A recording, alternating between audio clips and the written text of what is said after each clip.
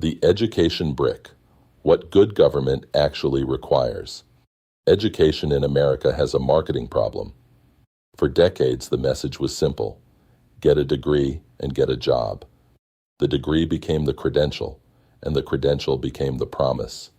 Nobody mentioned that the promise had an expiration date or that the debt was forever. We need a more honest conversation. The social contract model. If the public invests in your education, the public has a right to expect something back. Not repayment with interest. Service. A known, transparent agreement made before the first dollar is spent. We fund your medical degree. You spend 3 years at a VA hospital or an underserved rural clinic. We fund your nursing degree. You serve in a community that needs you. We fund your accounting degree. You spend 2 years at the IRS or the GSA. This is not radical. It is the oldest social contract in the book.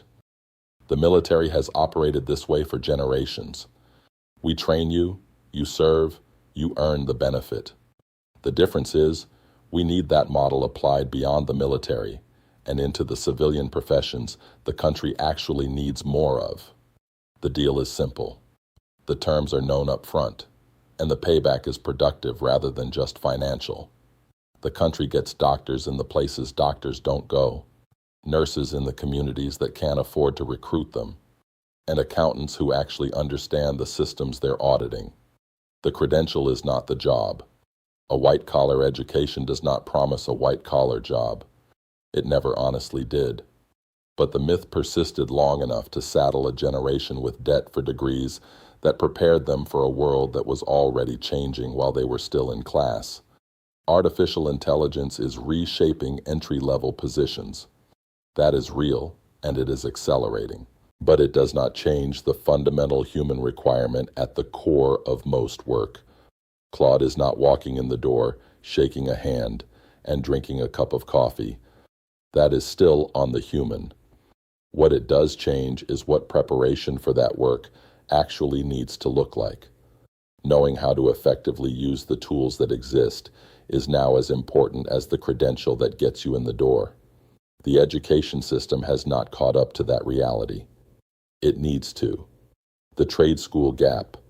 Here is the most important and most underaddressed part of this brick. The federal government currently has one primary pipeline into trade education: the military.